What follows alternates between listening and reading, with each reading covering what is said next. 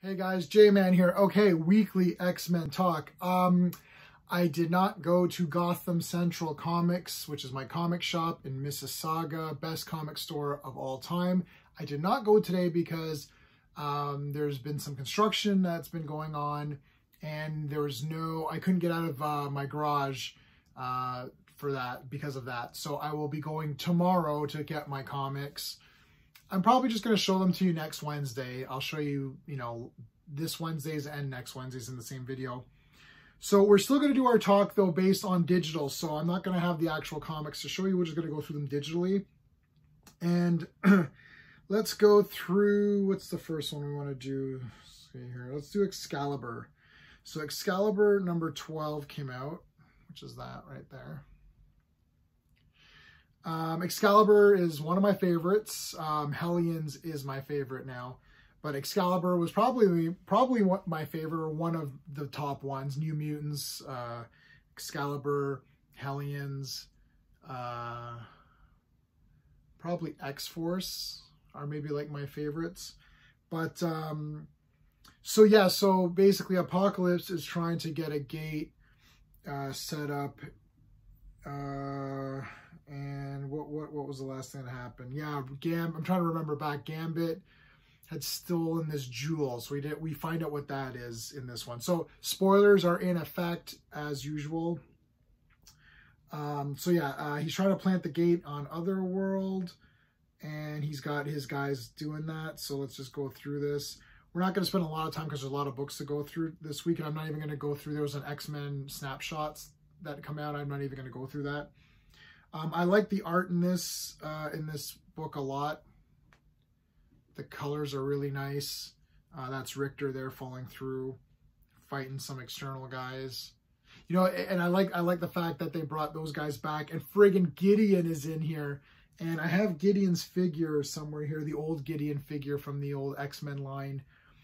I think that's a Rob Liefeld creation. So, yeah, cool. It's really neat to bring them back. So basically, I'm not going to spoil everything. Here's Gideon. I'll show him to you. This green. He's like such a 90s Rob Liefeld character. It's like so great. If you're around back then you kind of expected, every character was like a ponytail or something weird. So he's trying to kill off the other externals and get their energy. And he's trying to build this gate in Otherworld. And I won't spoil the whole thing for you, but Gambit has got the jewel here, so you can see him holding this jewel, and you find out what's there. I won't really spoil that for you either, but it's kind of interesting, and I like what they did there. I love Captain Britain. The reason why I like this book so much is probably because of Betsy. She's just so cool. I love her costume, like probably my favorite costume. Maybe out of anything I'm reading in Marvel. I got to think about that, but I really like it a lot. I'm waiting for a figure, and I love the way she's drawn here. I don't know. To me, that's just perfect. Basically, yeah, I like this one a lot. I'll show you. I mean, they do, like, is it obvious that the gate's going to be built? Because, like, you know it's going to happen, right? So this is all starting to tie into the X of Swords or 10 of Swords, which I'm not sure how to pronounce it, or which way it's supposed to be done.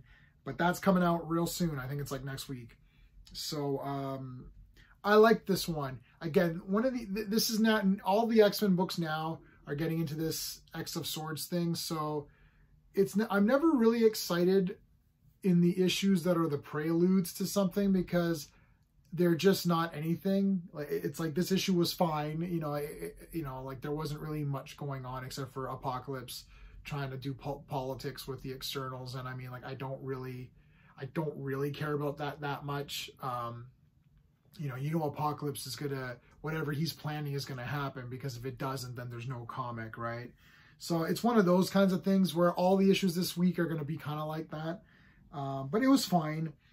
Next one is Giant Size X-Men Storm, which I really liked. I really liked the previous Giant Size X-Men. So here's the cover for this one. Really nice. I really like the way Storm is depicted here. So that's really pretty. So basically she's got the techno-organic virus.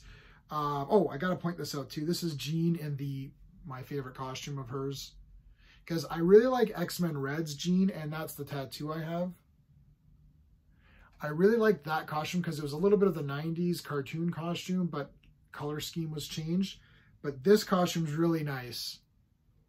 I prefer this to the Marvel Girl look. No, I have nothing against the Marvel Girl look. Jean is in my top 5 characters. I love Jean Grey. Got my Phoenix statue. But I really prefer the colors of green and yellow with her, which is the Marvel Girl colors. But I like this costume the best, which again, looks like a little bit of the 90s cartoon, but it's the green.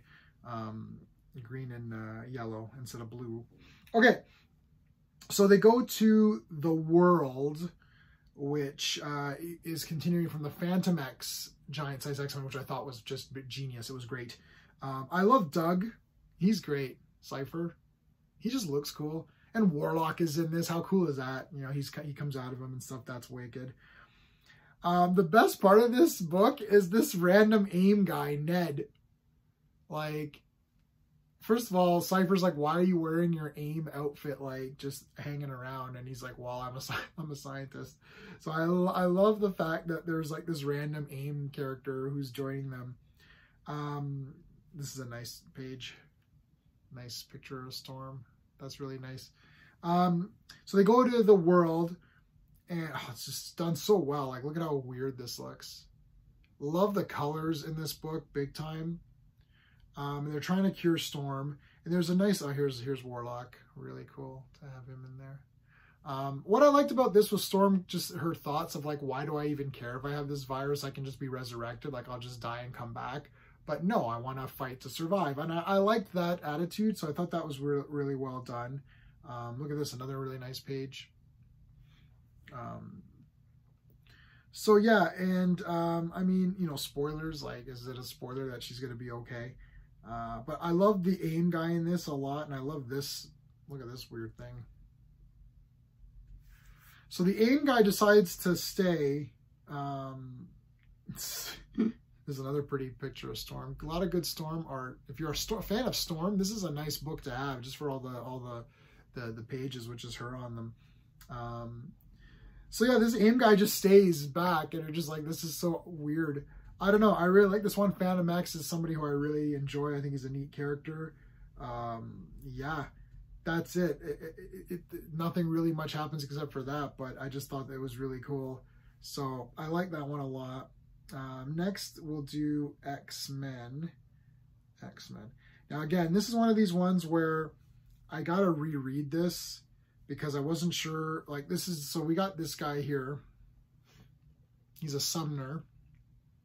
And they give a little bit of a history of this world or whatever, which is Araco. Yeah, so, I mean, really, you know, to be honest, I don't really care about what's going on here in this book, really. Like, it's like they're giving you this big, you know, backstory, which I guess is gonna matter for later for X of Swords. I'm just not that excited about it. I'm gonna reread this actually. I wanted to just get through it quickly so I could do this review, because I don't want this to go into tomorrow, because I've got a lot of stuff that I'm reading right now that I got to get through. So I did read this a little bit quicker than I normally would read something, but I just found it to be very uninteresting for me. Like, I just don't really care about what's going on with this backstory. But now I'm thinking that I really should pay attention more and read this a little bit better, because this will probably be heavily, you know, used in X of Swords. The art's good. I found it to be, the panel configuration's a little bit repetitive, where it's all just like 1, 2, 3. It's like every page is that 1, 2, 3, 1, 2, 3, 1, 2, 3. It's like literally, I'm not sure why. It's like, it's literally like every page. So I mean, I don't know why that was done that way. It seemed a little bit boring. Maybe just because they're trying to go through the history and they don't want to make it too weird, like just, you know, bang, bang, bang, here's your history. Which is fine. Like, once the history part is done, it goes back to kind of a more, you know, different kind of style. But yeah, Banshee's in this. Banshee's wicked. He's a cool character. So yeah, I'm going to reread this one. So right now my thinking is that it was okay, you know, whatever. It's the backstory. It's getting you prepared for X of Swords, I'm guessing. But as a standalone issue, it's not really anything that I'm dying over. And I think that's what happens with these crossovers. I'm not a big fan of like these big epic crossovers, to be honest. You know, I like Evolutionary War because I like the High Evolutionary. He's kind of neat. I bought the hardcover of that. You know, Inferno, I know people like Inferno. I don't know, it was all right. Executioner's Song, that was okay. It did, you know, it was through the X books. I'm trying to think of ones that I liked. God, I'm not even really thinking of too many. I'm really not into the this big crossover against all titles, and I have to read them all. Like Empire is the newest one with the other characters. I'm just not into it. I don't know why. I prefer reading the book I'm reading. Like I think back to my childhood, thinking like, okay, I want to pick up, you know, Superman, and I hated how it was like Superman and then Adventures of Superman and then Man of Steel and then Action Comics, and then you had to buy Man of Tomorrow, or it's just like, why am I buying so? And that wasn't even an arc, that was just regular storytelling. I think that kind of turned me off DC. What I don't mind the idea that all these X books are interconnected in a very loose way. But when you tell me I have to read this one next, that's where I start to get like, eh. Or if all of them connect to a major story that I'm not reading. So basically, you're going to have to read all the X of Swords books, which I think there's only 3. But then can you just read those 3 in Hellions and then that's it? I don't know. I'm going to read it all anyway. But I just don't like the idea of that. I'm just not a fan of these epic crossovers. I guess they sell well. I don't know. It didn't work for me for Empire. I only read Captain Marvel and Fantastic. I bought the Fantastic Four issues, which I haven't even read yet because I'm so far behind. Let's talk about Hellions #4, which is my favorite X-Men book, I think. It's bloody awesome. I highly recommend getting it. And it's Madeline Pryor and Havoc have this great thing in the beginning. Like, I mean, every damn page is the friggin' best. So they're fighting. Mr. Sinister got together a team of guys, and it's like he's basically sent them to like a lab to like destroy all these Marauders clones or whatever it was. And Madeline Pryor is there, and she's just like so good. And there's a little bit of a moral discussion, very brief in the end of this book, which I'm not going to tell you about because I want you to read this. I'm really, if I'm going to push you on one, I'm going to push you on Hellions. I mean, this book came out of nowhere. I didn't give 2 cents about it. I didn't care about it at all. I was just like, Hellions, it's coming. I'll just get it. And then I don't know what the hell happened. Mostly because I like Havoc. He's a character I always really liked. I always liked anyone connected to Scott Summers.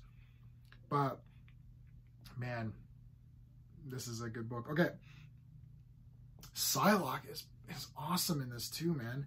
Like, the colors are good. The art's good. This is like 10 out of 10. I'm loving this. Like, get the trade if you've missed out on these. I don't think they're worth anything. If you did miss out on them, you could probably still get issue 1. You could easily collect these very, very quickly. I highly recommend getting them. And I don't think you need to read the other X-Men books to understand what's going on in Hellions. It's just solid entertainment. Like, this is like old school, you know, X-Men. It's like, there's like some cool stuff going on. There's some good fights going on. A little bit of a dilemma and talking, you know, some good, so a pretty good, like, good story, good action, good art, you know, colors are good. I like the characters. You got a couple of good staple characters, Psylocke, Havoc, you know, Madeline Pryor. Then you've got this, you know, nanny thing, which I've never seen before, which I'm very intrigued by. A very, very interesting, weird character that I'm really kind of getting into. And like, look at how badass this is. Like, you know, is there anyone cooler than Madeline Pryor, man? She's just awesome. She's awesome, man. I think it's time to get a statue of her, or something. Give me something. Give me a Funko Pop or something. Maybe, I don't know. Do they do like, I don't know if they do any like sexy characters in Funko. But yeah, this was just an awesome book. I'm not gonna really tell you exactly what happens. Look how cool this nanny character is. Who the hell, like, what the hell?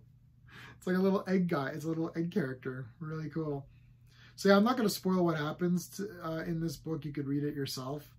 But I really enjoyed this one a lot. Best one of the best book of the entire Dawn of X stuff. So that was a lot to go through. So I may have missed something, and it's always tough going through the iPad now that I'm getting used to the physical comic. But anyway, let me know what your thoughts were on any of these books. Hellions is my number one. Tell me what your number one is.